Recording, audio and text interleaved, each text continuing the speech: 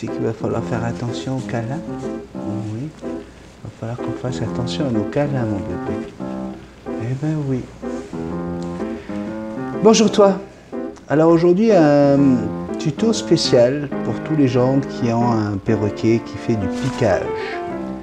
Voilà, hier soir, nous sommes allés avec Jackson, on est allé voir monsieur Edouard Macolini, que vous connaissez déjà, puisqu'il a une vidéo sur la chaîne où il répondait à toutes vos questions, à toutes tes questions. Nous sommes allés le voir parce que ça fait plus d'1 an et demi que Jackson fait du piquage. Hein. Ça a commencé tout doucement, puis progressivement, ça allait de plus en plus loin. Et donc, si je fais ce tuto, c'est pour vous expliquer le cheminement que nous avons fait avec Dr Macolini pour essayer de trouver la cause. Alors, il y a plusieurs causes possibles au piquage. On parle de millions de causes. Alors, on a procédé par élimination. La première réaction de M. Macolini a été de me demander depuis quand elle a commencé à se piquer et quels ont été les événements qui se sont déroulés autour de ce comportement. Alors, le piquage de Jackson remonte à novembre 2017. Oui, novembre 2017. Ça a été le 8 novembre, à un moment très perturbant. Notre voisin a perdu sa maison dans un incendie. Et je trouve que la cage de Jackson est dans notre salon, du côté où la maison a brûlé. Et Jackson a été la première à voir les flammes, la première à voir arriver les pompiers, puisque nous étions en train de dormir profondément avec mon épouse, lorsque les pompiers ont tapé fortement à la porte pour nous faire évacuer. Donc à ce moment-là, je sors de ma chambre. Premier réflexe, c'est d'aller chercher Jackson, qui était tout agité, qui allait dans tous les sens dans sa cage. Et ça aurait pu être un des éléments qui ait provoqué le début du piquage. Ensuite, on a un deuxième élément, qui peut être une des causes, c'est à cette même période, notre chien Suki allait avoir 8-9 mois. Et il commençait à développer son sens territorial. Suki est un mâle très territorial, et donc très rapidement, il a montré qu'il voulait marquer son territoire un peu partout. Qu'est-ce qu'il y a, Jackson? Là, vous avez un oiseau qui veut montrer qu'elle veut retourner dans sa cage. Les spots, tout ça, c'est quelque chose qui la perturbe à chaque fois. Tu vas aller sur ta cage, mon bébé, sur ton gros perchoir? Allez, vole. Oui. Et donc, ça aurait pu être un deuxième élément, un élément perturbateur. Alors, pour ceux qui suivent la chaîne, hein, je vous en avais déjà parlé, donc c'est des choses qui ne m'étonnaient pas plus que ça. Ensuite, nous avons pensé à un autre phénomène. Jackson a aujourd'hui 9 ans. Donc, il y a 1 an et demi, elle était en train de rentrer en plein dans son âge d'adulte, hein, un âge où elle a besoin de reproduire. Elle sortait de son adolescence et elle a une attitude qui est très expressive, explicite, d'un perroquet qui veut s'accoupler avec son partenaire humain. Elle a toutes les attitudes lorsque je la sors de la cage. Elle lève sa queue, elle me montre son croupion, elle veut des caresses bien précises, à des endroits bien précis. Et donc, la cause hormonale de ce piquage n'était pas à exclure hier soir. Alors, au-delà de ces causes comportementales dues à un environnement propice, on a voulu éliminer la cause bactérienne. Effectivement, je vous ai parlé la semaine dernière du protozoaire Giardia, qui est un parasite qui se trouve dans l'estomac d'un perroquet et qui va lui donner des démangeaisons et qui va le faire se piquer au même endroit que là où se pique Jackson. Alors, on a voulu éliminer tout cela, on a pris les selles de Jackson et on les a analysées au microscope. On a regardé et tout est impeccable. La flore intestinale va parfaitement, aucune présence de bactéries, de champignons, de candidats, comme on les appelle. Donc toute la partie bactériologique, bactérienne, qui aurait pu être une cause de piquage, on a pu l'éliminer. Ensuite, on a ausculté Jackson avec palpage, on a regardé sous ses ailes, on a regardé sous ses pattes, à tous les endroits où il y avait le piquage, mais on a également regardé ses narines, ses oreilles, ses yeux, la qualité de ses plumes. Et on est d'accord avec M. Macolini pour dire qu'elle a des plumes qui sont magnifiques, exceptionnelles, donc une belle kératine, une kératine de qualité. Le bec est parfait, la taille du bec, la forme du bec, aucune trace d'un excès de gras. Donc, en termes comment on appelle ça, de blessures ou de fractures, de quoi que ce soit, inexistant.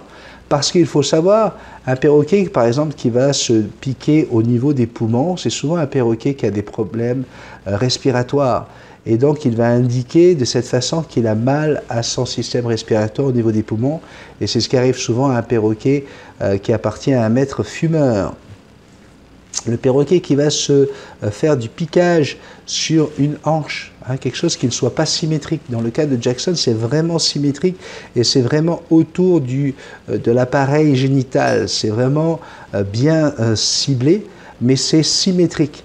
Lorsque ce n'est pas symétrique, tout de suite, ça va éveiller chez le vétérinaire qui va examiner votre oiseau le risque d'une fracture ou d'une blessure à un os dans la région où il se pique. Parce que l'oiseau va toujours essayer de se piquer à l'endroit où ça le dérange, où ça lui fait mal, où ça et va vous donner une information qui est vraiment très, très, très importante. Donc, par élimination, on se rend compte que ce n'est pas un problème bactérien, ce n'est pas un problème physique, pas de fracture, pas de quoi que ce soit. L'histoire de l'incendie, on a envie de le mettre de côté parce que c'était quand même un moment très ponctuel, ça a été une soirée. On peut s'imaginer que, effectivement, elle a été vraiment marquée ce jour-là. Donc nous l'avons rapidement mis de côté. Par rapport au chien, il est possible que ça n'aide pas. Effectivement, avant que Suki apparaisse dans l'environnement de Jackson, elle ne criait jamais. Ce n'était pas un oiseau qui crie. Sauf de temps en temps pour m'appeler, mais c'était vraiment, elle disait papa. Alors qu'aujourd'hui, lorsqu'il y a quelqu'un qui vient pour frapper à la porte, elle se met à aboyer, comme le chien. Quelque chose qu'elle ne faisait jamais avant, en même temps que le chien. Donc, on va dire que ça n'a pas aidé. Mais, à la fin de notre analyse, on est d'accord avec Édouard pour dire qu'on a un vrai problème hormonal. Et oui. Et, vous voyez, le cordonnier est toujours le plus mal chaussé. J'ai fait des erreurs à ce niveau-là. Comme me l'a dit M. Macolini, j'aurais pas dû répondre à ces demandes de caresses explicites. J'aurais pas dû lui faire des bisous dans le bas des reins. Et je le conseille en plus, je vous le conseille. Je vous dis attention, surtout pour les cacatoès, faites attention à l'endroit où vous les caressez, etc. Mais je vous avoue que, comme j'ai toujours eu des moments de câlin avec Jackson, puis elle m'en redemande, vous les avez déjà vus sur des vidéos, où elle est avec moi dans mon lit, où elle aime se câliner, se coller à moi, se faire caresser, eh bien, je ne pensais pas que ça pouvait déboucher sur ce phénomène de piquage tel qu'elle le vit aujourd'hui. Donc, qu'est-ce que nous allons devoir faire? Eh bien, on va devoir prendre quelques petites distances. Alors attention, ne vous inquiétez pas, je vais toujours prendre Jackson autant de temps que je le fais, parce qu'elle en a besoin, et puis j'ai besoin d'elle, moi aussi. Mais il va falloir que je freine mes câlins, mes bisous, mes caresses, des vibrations. Les caresses, les bisous sur le bec, par exemple. Vous savez que le bec est le centre nerveux de l'oiseau et que c'est là qu'il va ressentir toutes les sensations, le chaud, le froid, mais également les sensations sexuelles. Donc, comme nous avons un problème hormonal avec Jackson, on va tenter de freiner ces pulsions sexuelles et le bec du perroquet, que ça choque ou pas, eh bien, joue le rôle d'un clitoris chez la femelle, comme chez le mâle d'ailleurs, Et c'est vraiment quelque chose d'hypersensible.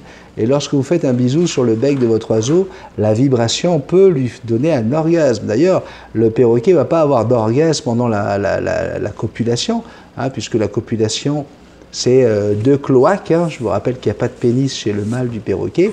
C'est deux cloaques qui se mettent l'un contre l'autre. Et il y a le passage de la semence du mâle.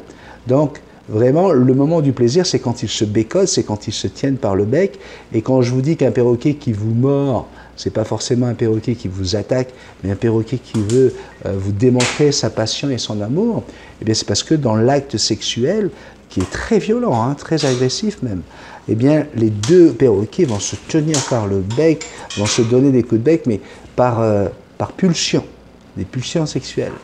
Donc, dans le cas où, avec Jackson, c'est un problème hormonal, eh bien, il va falloir que je ralentisse, que je freine tous ces moments que je passe avec elle. Pourquoi? Parce que moi aussi, je l'adore. Attention, on ne parle pas de zoophilie, là. Hein. Je connais encore, je vais avoir des commentaires. Hein, calmez-vous hein, sur les commentaires. Hein. On parle d'une relation d'affection avec son animal. Eh bien, je vais devoir ralentir et on regardera d'ici les prochains mois si les choses évoluent différemment. Mais on risque bien sûr d'avoir une attitude agressive de l'oiseau. Je risque de passer par des moments un peu compliqués avec Jackson. Mais tout ça, eh bien, on le saura ensemble. Et vous voyez que je suis quelqu'un de sincère, puisque je n'hésite pas à vous dire que moi aussi je commets des erreurs, je n'hésite pas à parler des problèmes de mon oiseau, et c'est tout simplement pour vous aider. Lorsque je fais mes vidéos, je vous partage du vécu. Et là, eh bien, je vis un moment un peu compliqué, parce que ça me fait mal au cœur de voir qu'elle s'enlève le plume. Mais lorsque je sais que mon oiseau est en parfaite santé, au niveau cognitif, elle réagit vraiment. Le docteur hier, le vétérinaire, riait avec Jackson parce qu'elle a toutes ses réactions, elle est très réactive au niveau de ce que je lui dis, ce que je lui demande, etc. La nourriture est parfaite, donc je sais très très bien que je donne tout l'amour et l'affection nécessaire, la qualité de nourriture qu'a besoin mon oiseau, donc j'ai aucun sentiment de culpabilité. Maintenant, c'est vrai que, voilà quoi, un oiseau qui se déplume, c'est toujours un souci pour le maître, c'est est-ce que j'ai fait quelque chose qu'il ne fallait pas? Bien, hier, j'ai été rassuré, je reste un bon maître pour mon oiseau. Donc, j'en avais un petit peu parlé sur la page Facebook. Aujourd'hui, j'avais promis que j'en ferais une vidéo. Cette vidéo, elle est pour tous les abonnés de la chaîne Multitaskman. N'hésitez pas, si vous aussi, vous avez aimé ce tuto, si vous aussi ça vous a rassuré, si ça vous a donné l'envie de faire une investigation sur les liens de cause à effet du piquage de votre oiseau, peut-être que ça peut aider d'autres personnes. Alors je vous remercie de partager ce tuto. N'oubliez pas de mettre les petits pouces en l'air, parce que ça permet aux gens de voir que la vidéo plaît et est intéressante. Si vous avez envie de vous abonner à la chaîne Multitaskman, vous êtes les bienvenus, n'hésitez pas, ça me fera plaisir. Et puis bien sûr, pour aider la chaîne à pouvoir s'acheter des nouveaux moyens techniques, à pouvoir se payer un vétérinaire pour Jackson régulièrement, hein, c'est votre star, votre vedette, mais vous savez que le vétérinaire c'est pas donné. Et bien pour tout ça, n'hésitez pas à faire un don par PayPal sur multitaskman777@gmail.com ou allez directement sur ma page Tipeee où vous allez pouvoir laisser un don pour Jackson et moi. Donc je vous remercie de votre participation, je remercie tous les gens qui sont fidèles à la chaîne Multitaskman. Je vous dis à très bientôt.